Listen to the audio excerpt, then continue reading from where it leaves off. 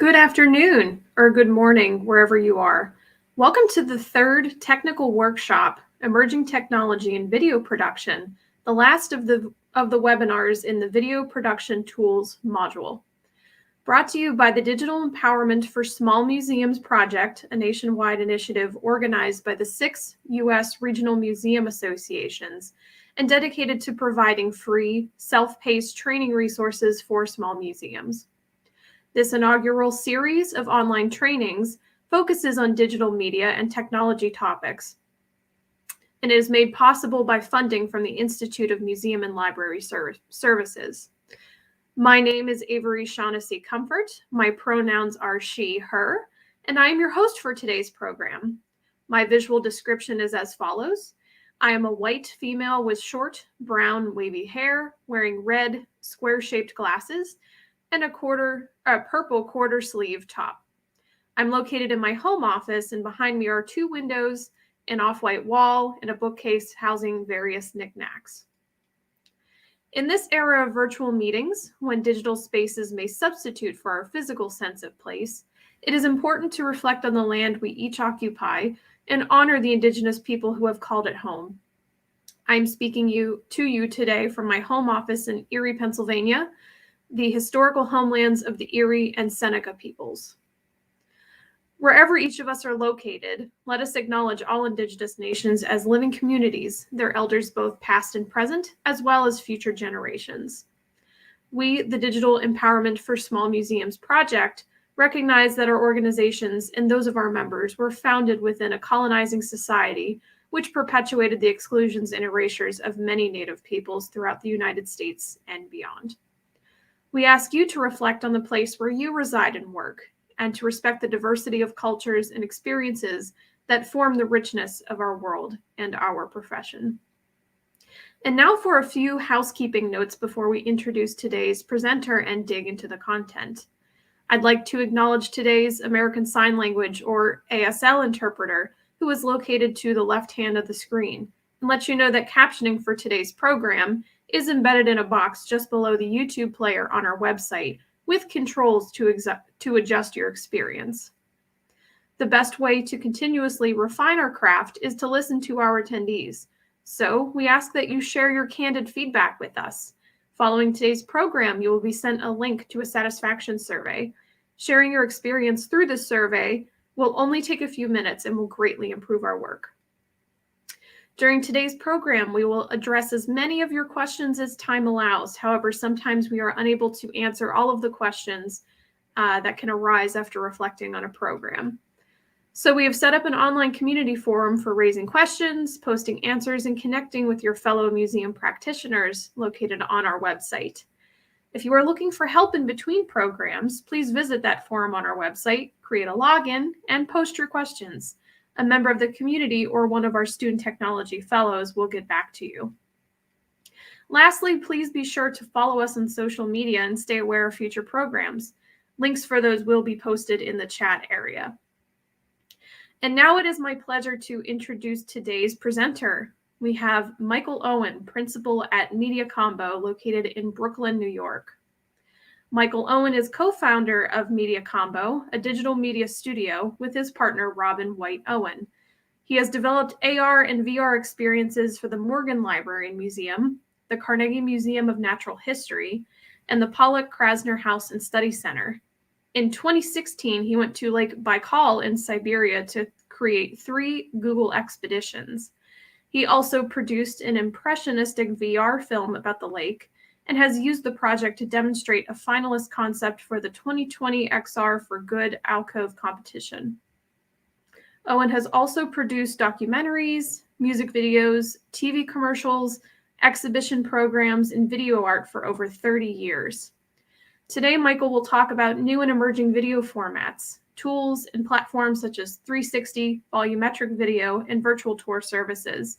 He will include examples of recent video work in museums with small production teams and discuss considerations in planning for the future scalability and sustainability of a museum's video production tools. So let's please give Michael a big welcome and let's get ready to begin. So Michael, feel free to take it away whenever you are ready.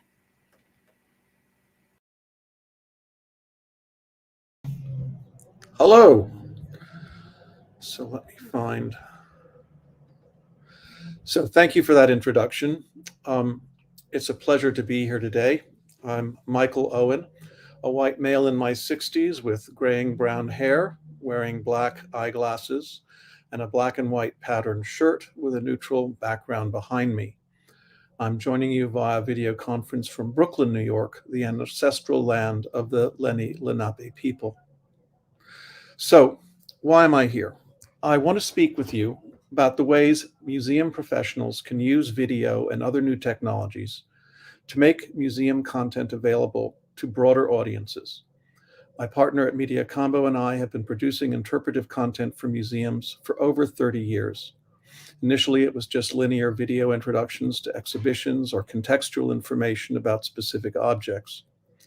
As technology evolved over the years, our clients' requirements and our capabilities evolved to include interactive kiosks, websites, video walls, and in the past 6 years, immersive media applications, including virtual tours and experiences.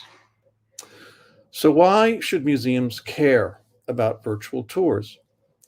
Museums are trusted spaces and can play an important role in their communities, not just as repositories of history, culture, information, and learning, but also as a safe place where people can socialize and exchange ideas around common interests.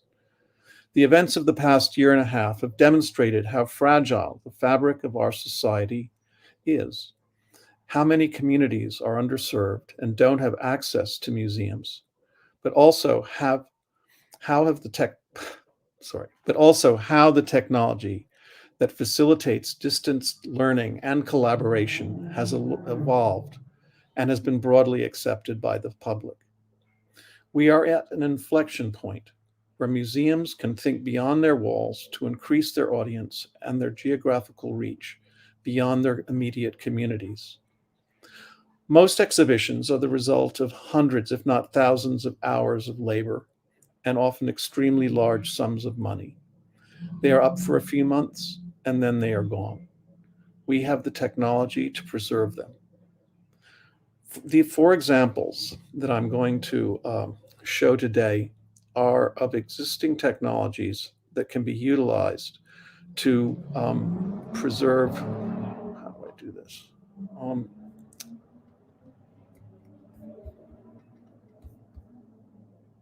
okay.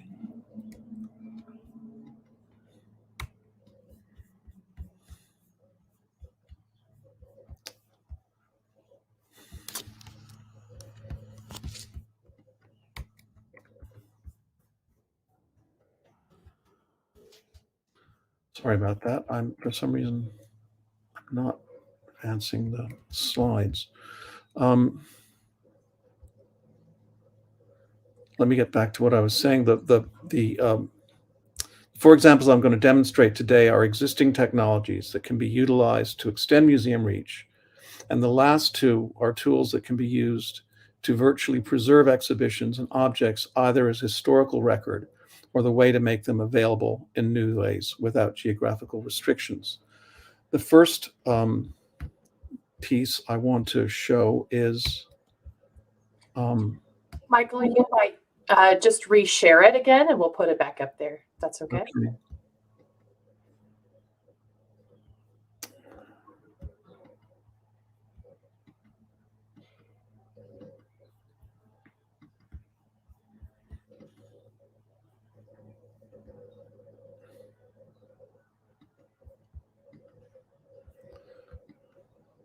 Okay.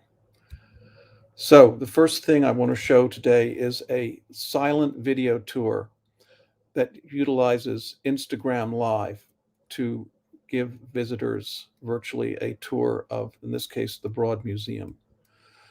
Heidi Quicksilver, Director of Technology at the Broad in Los Angeles, developed an extremely simple but elegant virtual tour solution for giving public access to galleries when museums in LA were shut down due to the pandemic. A digital team member pushes a camera, in this case an iPhone mounted on a wheeled tripod with a stabilized head. The tours are streamed on Instagram Live. They last from 10 to 20 minutes. The Jeff Koons tour you will see a brief clip of is 10 minutes long with 5 featured artworks. And the audience numbers are usually 100 to 150 viewers for the entire tour, but they've had peaks of 500 to 800 people depending on the content. And the Jean-Michel Basquiat galleries were the biggest numbers. So here, we'll play you a clip from the Jeff Koons exhibition. It's so minimal, but it's sort of really quite elegant and mesmerizing, and I'm a nice way to show off your collection.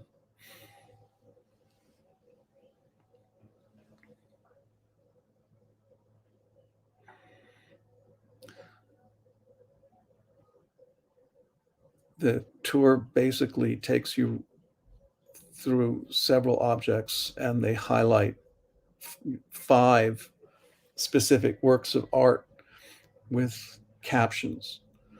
And the caption artwork is loaded onto the phone. And so when it's streaming using the Instagram Live controls, they're able to switch between the live video and the captions at the appropriate point in time.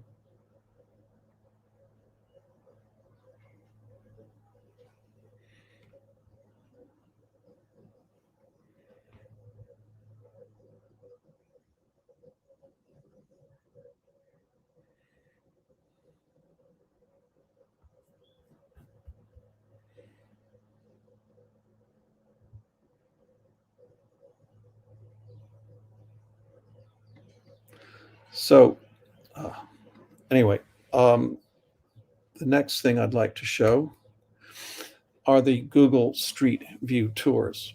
Now, anyone can submit photograph and 360 Street View panoramas to Google Maps. Once they're accepted, the destination becomes searchable in Google, and the results link to the tour in Maps. This is mostly used for retail destinations, but it's an innovative and relatively inexpensive way to make your physical space known to someone unfamiliar with your institution, either locally or anywhere in the world, depending on how you load in the search criteria.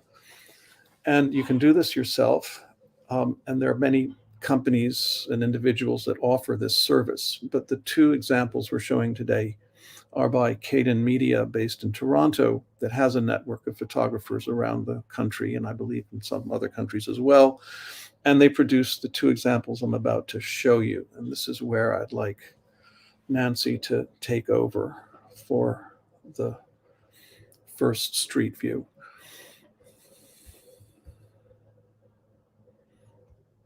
Do I need to stop sharing? Nope. Okay. Keep sharing. We've got it on screen. All right, great. So this is a gallery, I believe, in Toronto. And basically, if we just move forward here, great. It just gives you an idea of how you can capture the space, look at the art, at what's in there, and give a sense of what the destination is like.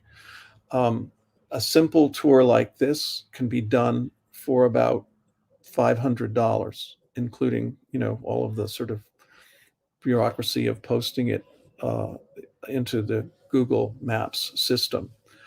You can go further and add hotspots and all other kinds of things like that. Obviously, the cost increases.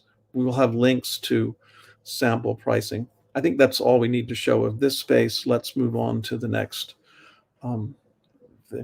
Here is the Peel Center in Baltimore.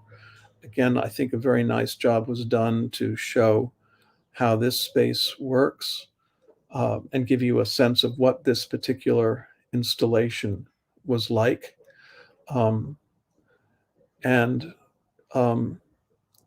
It's also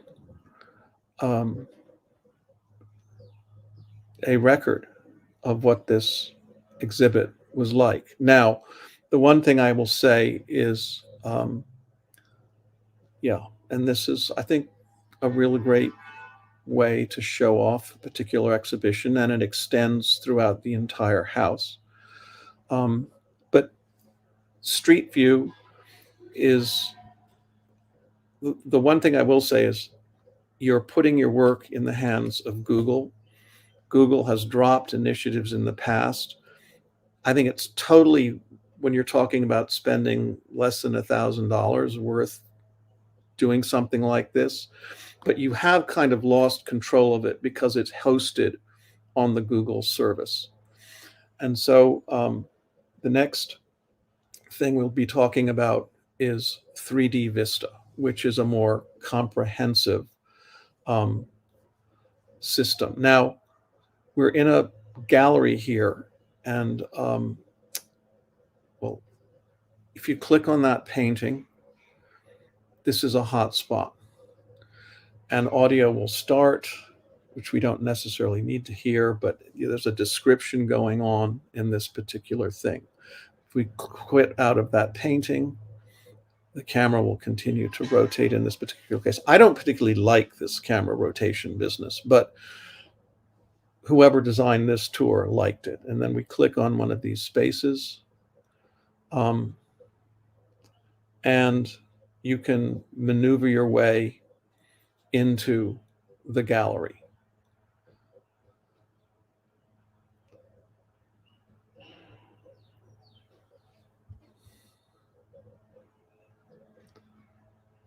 And again, you can walk around, you can get a sense of what it's like to be here.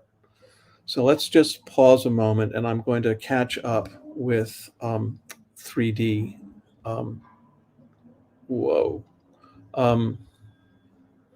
Vista. Okay, so I'm going to, stop sharing, and if you can reconnect me again with the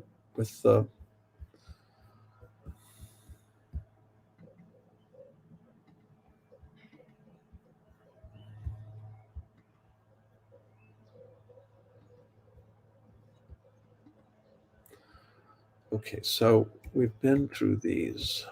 So what I wanted to say first about 3D Vista is, and this carries on from what I said about the Street View.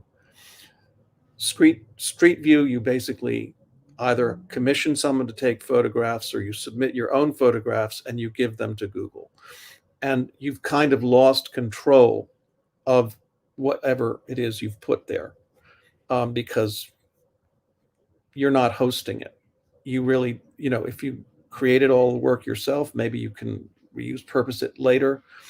But the main company in the field of virtual tours is called Matterport, and it's a fabulous system technologically. You can get their camera or use other 360 cameras, and they will stitch these tours together to make these nice 360-degree images. You can put hotspots in, like you just saw in that 3D Vista example. But the main thing I have to stress with you is you don't have access to the files that were used to create that tour. So why I like 3D Vista is that you're buying the software, or you're commissioning someone who is familiar with this software, and you retain all of the elements that make it work. And I find of the various software that does this, most of it is cloud-based, but this is one where you actually pay for an application that's on your computer, and you build, or the person you hire builds the tour, and you have something that you own and can repurpose at a different time. So I've shown you the first gallery. The second example that Nancy can show now is the Science Museum. Now here you can see all of the content of the Science Museum is basically, if we can go to the example of we're starting out in a sort of, we can go here. And now let's go to let's go back to the fish the pescas and mariscos. This is a Spanish product, and the example I'm giving you is a Spanish science museum. But if we look at the menu on the left, the map, we'll select a select the third one over on the top there, that I believe, yes. And so now you're in a specific exhibit. If you click on the walls, you can bring out any of the exhibit media. Close that, you keep turning, there'll be another one. You can see the fish there. There's another one. You scan a little bit more, and you'll see that there's a video embedded into the thing, which can be called up. And basically, you can port all of the informational content of a tour into a virtual media product that can be seen by anyone, anywhere. And one other little thing, if we can quit out of this and then go to the next example,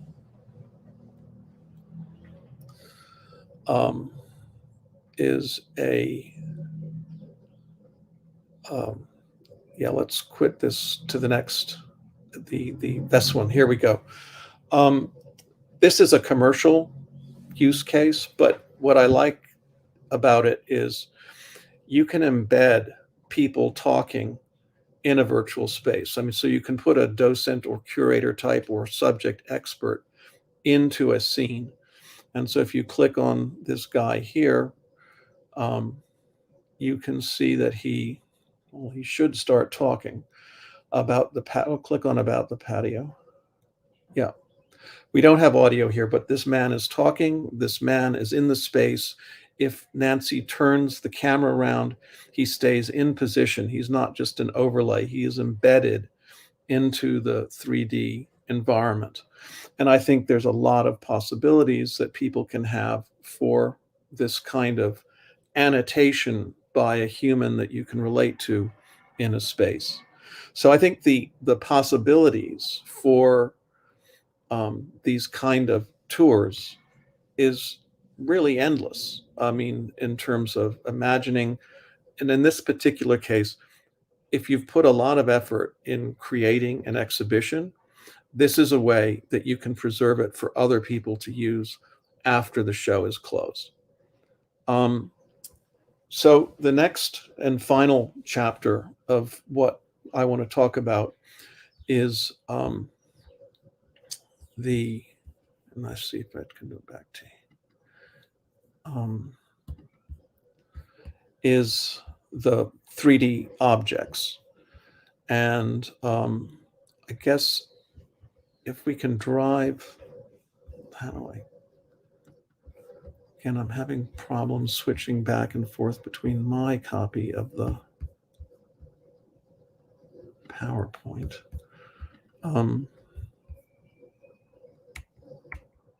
Here. So 3D objects. And I think this is the future of how a lot of people will understand and interact with museum content and imagery. And people, we're just really beginning to think of all of the possible use cases for 3D objects and how they can be put into either in a museum setting as a way to allow visitors to examine something that they physically could not hold because it will destroy the object. I mean, you can just do that. You can have the real object and then the 3D model next to it. Or you can think of ways of showing things that are, otherwise contextualized in a virtual space. And you can just do things that, as I say here, are not possible in real life. So what I want to do is show 4 different types of objects that were scanned by a company that is an expert in the field. And they're called Direct Dimensions. And they've provided 4 examples, and if we can start with the straw hat, see why certain things might cost more and what you're talking about in terms of sort of digitizing a collection and turning them into 3D objects. So if Nancy could show the hat, that would be great. Okay, so now the next one, this is about $500 worth of work because just one type of scanning was needed to store the hat, to record the hat. The next object is a sewing machine.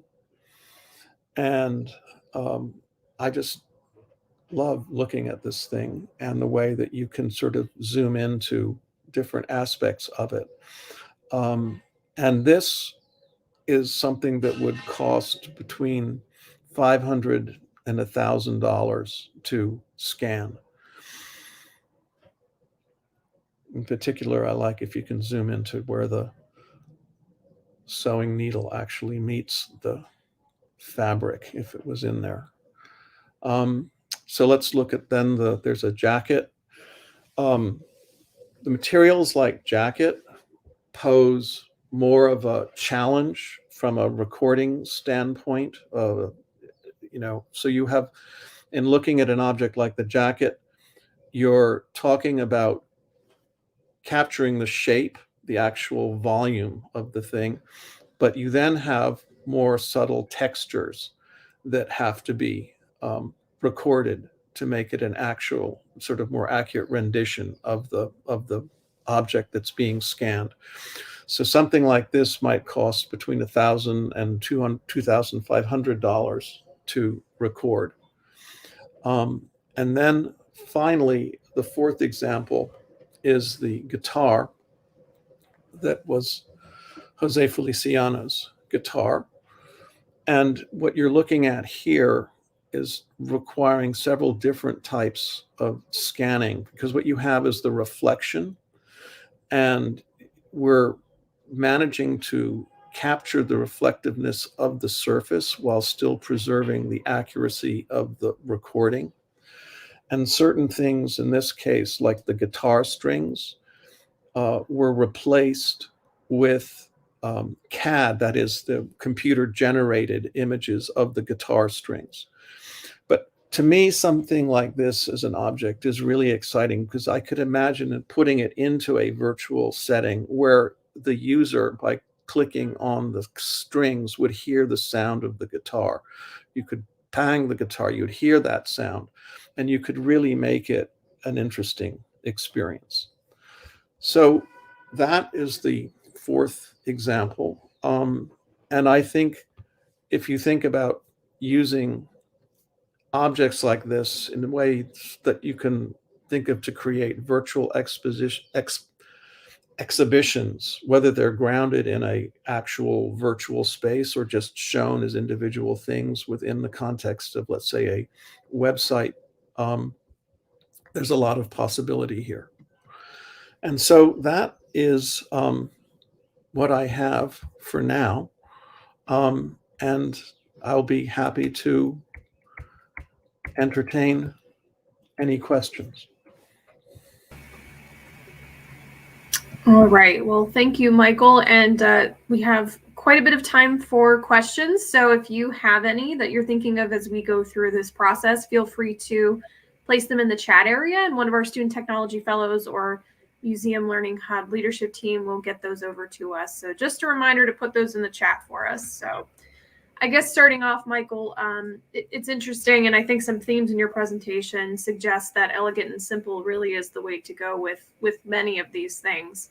And with the face of COVID, museums are really moving to hosting these things in a digital space, not just for visitation purposes, but maybe for other purposes. You know, they want to have that on there for donors. They want to have it on there for other content. So with that in mind, some of our questions are concerning, cost versus benefit when upgrading to some higher level equipment. Can you talk a little bit about how you determine when it's best to find a professional? What can you do on your own time, and what types of equipment do you typically use for these types of projects, whether they be Google Street View or 3D Vista or something else? Well, I think the cost benefit really has to do with what is your in-house capability in terms of people. Um, at the simple level, what the Broad does, that's just an iPhone on a tripod. I mean, that is as minimal as you can get. Now, not everyone has the sort of the eye candy, as it were, to push a thing through. But I think it's the idea that they did is they're making it short and just annotating certain objects within the gallery, made it an interesting experience. They're not even allowed to record those shows because they don't have the rights to turn them into a video program. So that's why it has to be done as a live show. We got it because this is just a closed group of people, so that I was able to show it in that context. So I would say when you get into 3D Vista, it's not a very expensive program. If you're talking professionally, it's 500 euros. But you do need someone who is either like familiar with After Effects. I mean, I'm just throwing out programs of similar complexity. They're not. It's that you would have to have someone who is confident in their computer skills, and I think they could pick up something like this.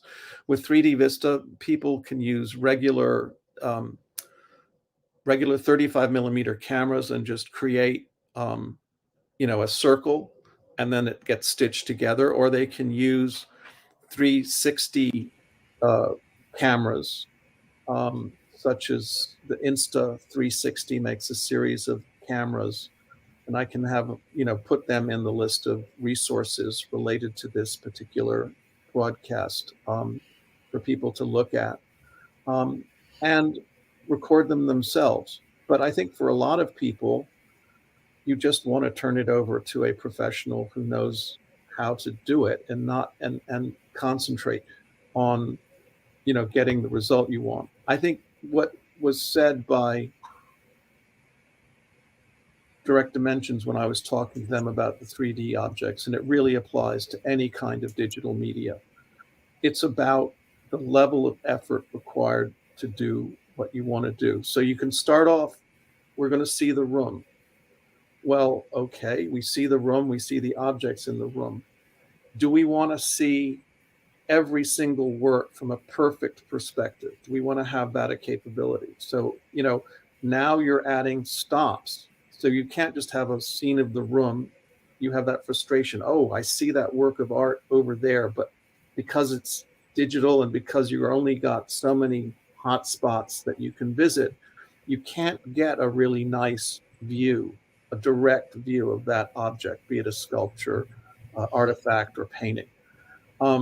So now you're adding levels is that the cat? So basically, that adds more stops, that adds more time, that adds more effort. Do you want to annotate each thing? Do you want to have like equivalent of labels, wall labels, be able to pop up for each thing?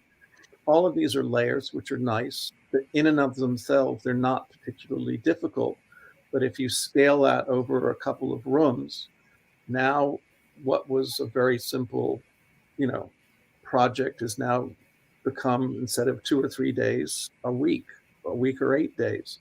And therefore the cost goes up, whether it's internal billing or, hiring someone from the outside.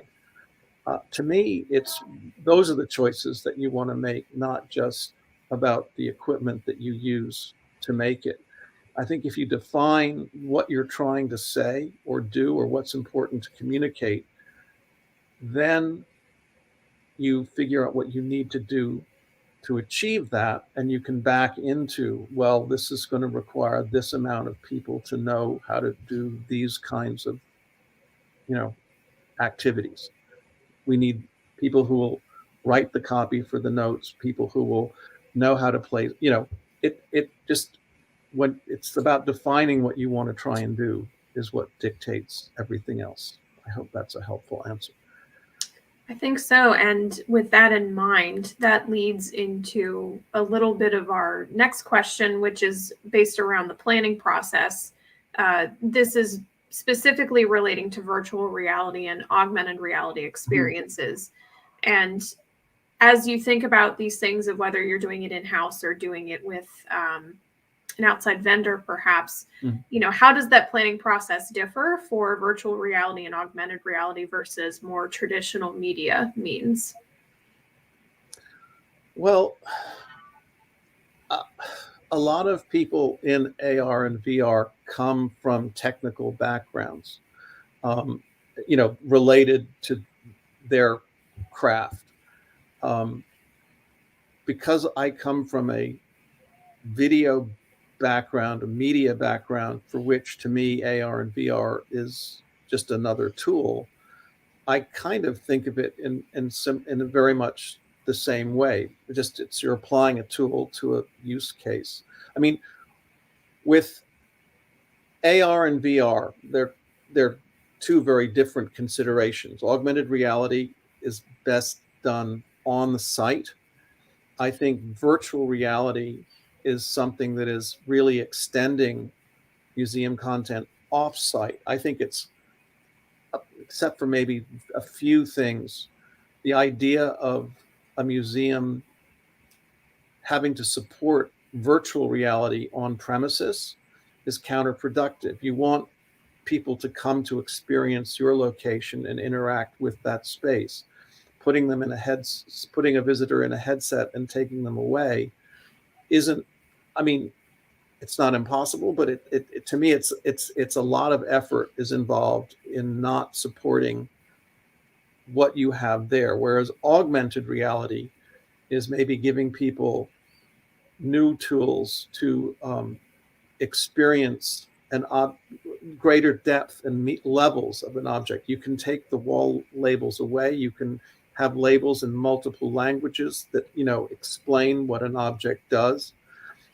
You can, depending on the sophistication of the technology you're using, show an object in a context that it was in that you could not see in the gallery space. So there are a lot of things there that I think are exciting. And again, I think VR is really, and you can think of AR also in terms of sound. You can do sound design that's spatially located, that could make a room come to life. That's very exciting. And virtual reality, I think, is a way to take your content and make it reach other people in a very impressive way, in a way that you can do with that transcends just like a screen experience. Because when you're in virtual reality, you feel like you're in the place that you're experiencing, that the media is about. So it sounds like our Nancy might have a slide that would suggest a visual prop for this. Nancy, could you put that up on the screen? Okay, we'll see if we can get that here.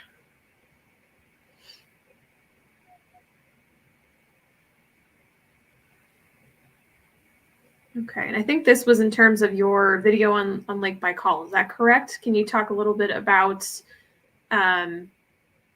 some of that 360 video and what components were involved in that planning process?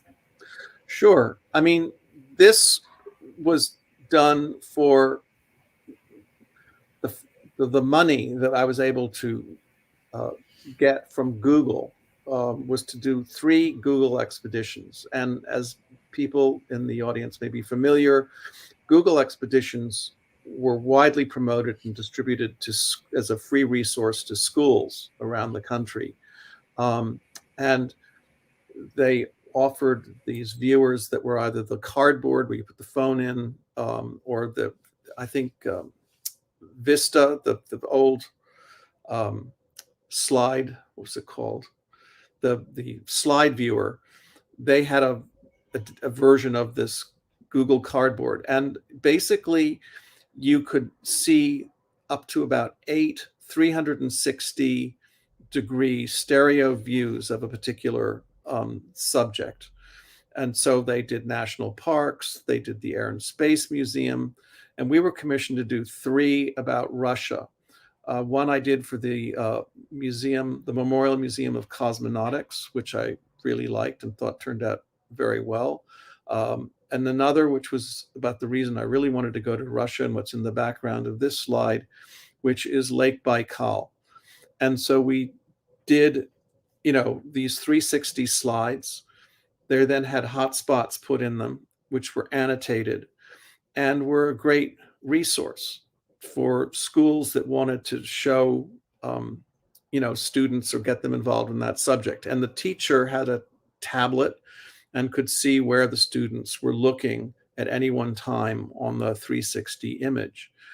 The thing is, Google abandoned the Google expeditions last June, and there are several companies that are trying to, take those works and repurpose them. But a lot of schools are kind of pissed off because they invested money in the players for using these Google expeditions, and they're no longer available. I know there's a company in England that's distributing them, and I know Google Arts and Culture took for example, the one we did of the Museum of Cosmonautics, and that's on their website. Another reason not to completely fall in love with a technology company that you cannot guarantee will stay in love with whatever it is that they're selling today in 5 years' time. But in terms of planning, and I would say when you're thinking about 360 and immersive 3D, there are 2 types of VR. There's the type that was done that you see the slide of. That camera is capturing a 360-degree photographic image. It's a totally immersive photographic image, but there's a single node that you can't get closer or further away from anything that you're seeing. So the experience is immersive, but you can't interact with it. And I think that has some limitations in terms of storytelling. It's harder to tell a lot of facts. You have to slow the editing down very much because it is so immersive. People want to look around. There are a lot of types of storytelling where if you want to give a lot of information fast, you're better off with traditional 2D information.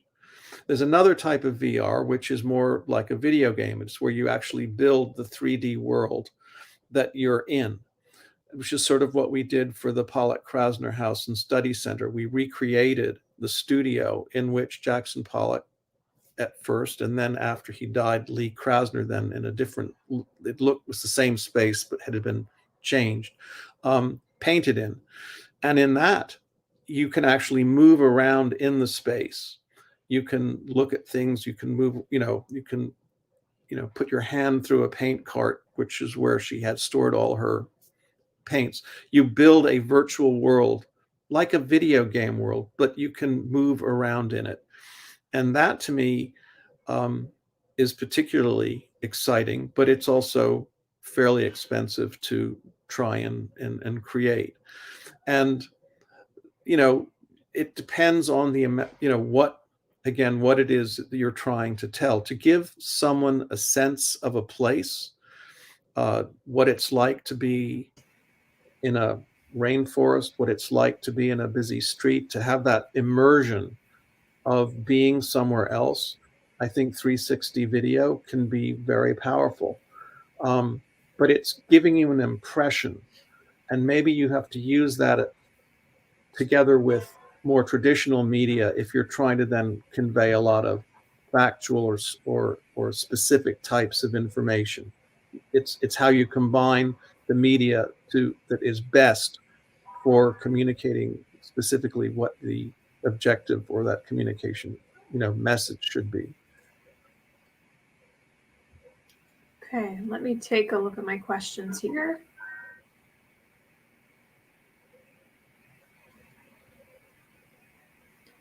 So how do you feel about, obviously these are very visual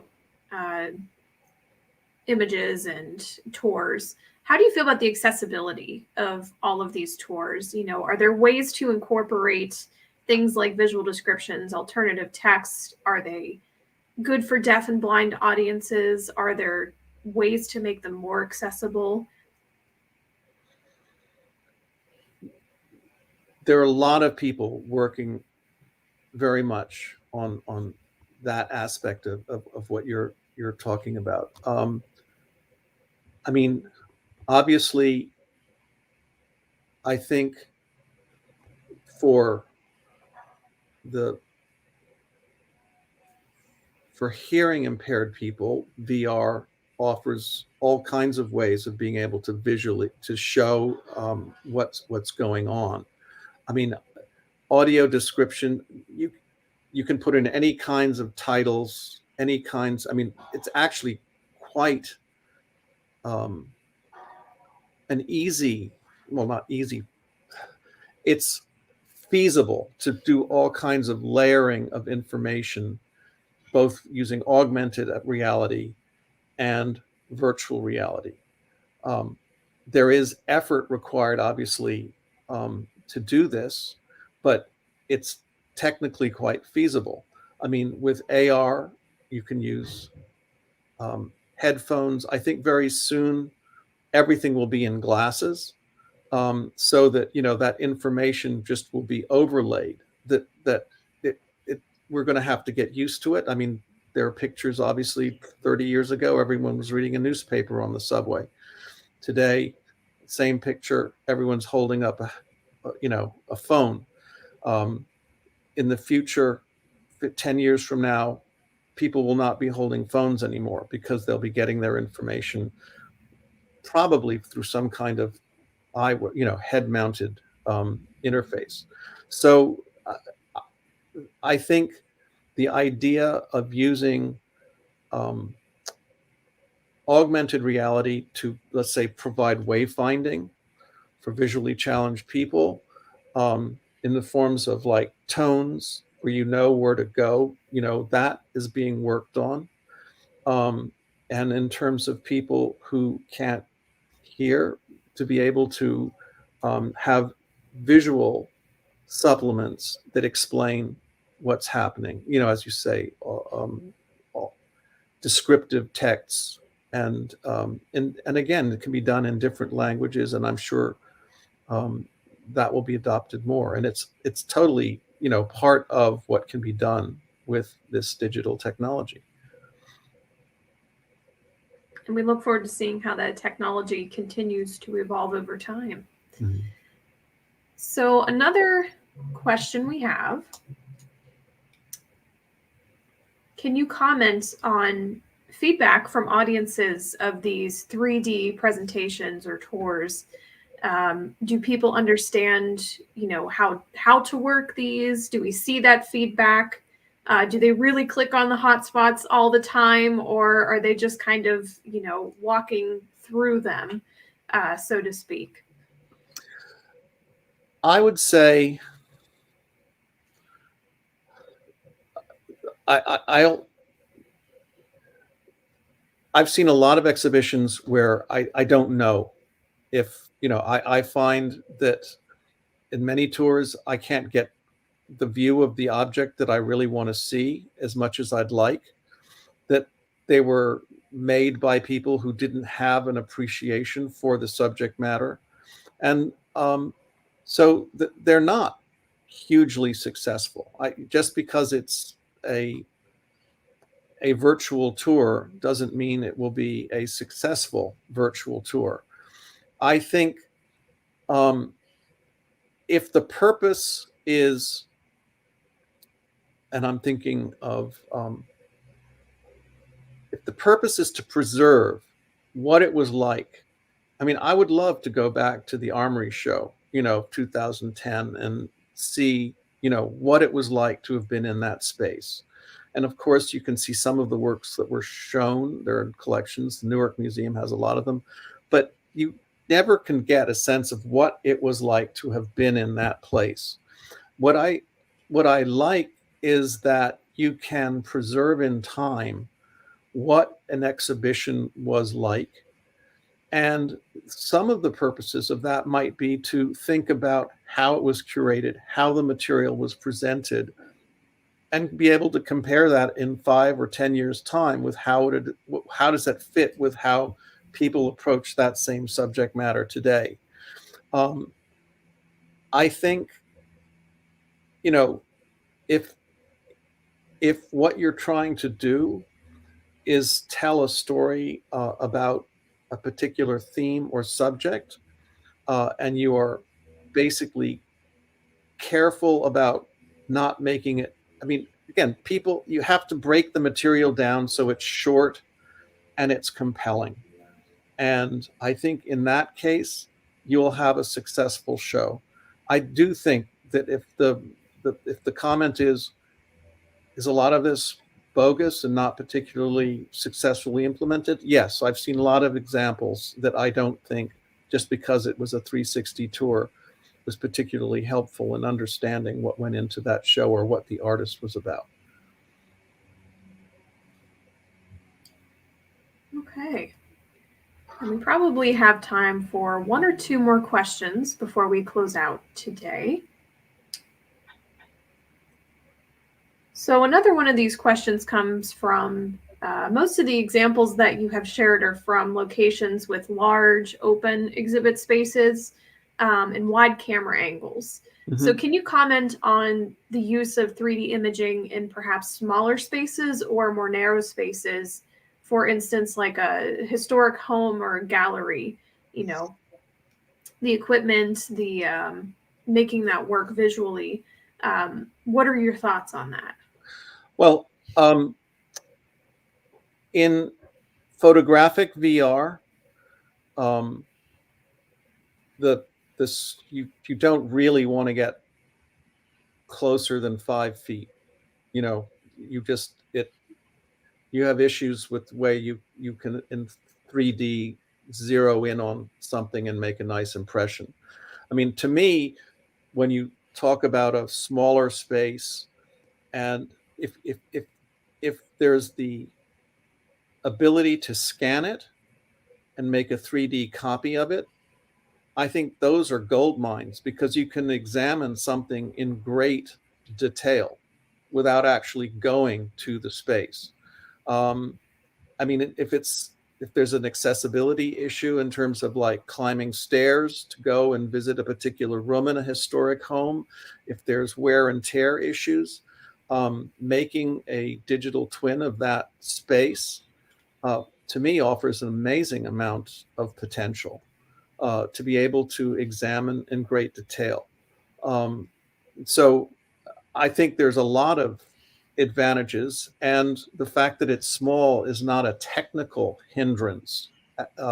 As I said, with photographic VR, you would just, if it's a really narrow space, then you would have to make such special considerations for recording it and keeping everything sort of sharp and in focus. But in digitizing it, I think you'd have no problem, and it would be really interesting. Wonderful. Some good words of wisdom. And I think that is all the time we have for questions today. So thank you, Michael. Any final words of wisdom before we let you go for today? I think I've said everything I'm able to say about this subject at the moment. Wonderful. Well, thank you very much again for your presentation and for answering all of your questions. Okay. Once again, thank you everyone for attending today's program, and thank you to our instructor, Michael Owen. If you enjoyed this program, then please do us a favor and share it with your network.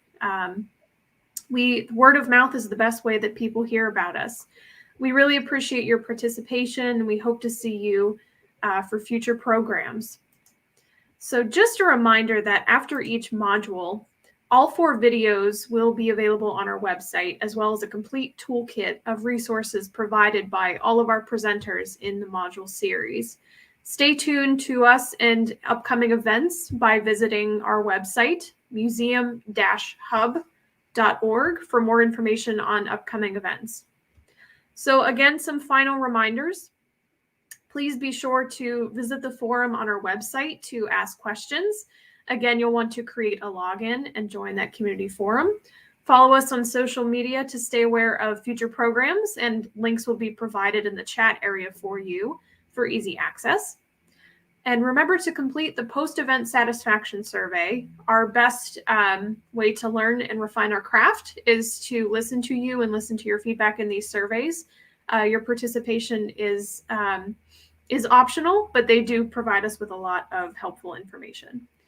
And lastly, be sure to join us next week for the next module, which will occur on Thursday, November 4th at 2 p.m. Eastern Time or 11 a.m. Pacific Time for the inspiration session for our audiences and analytics module.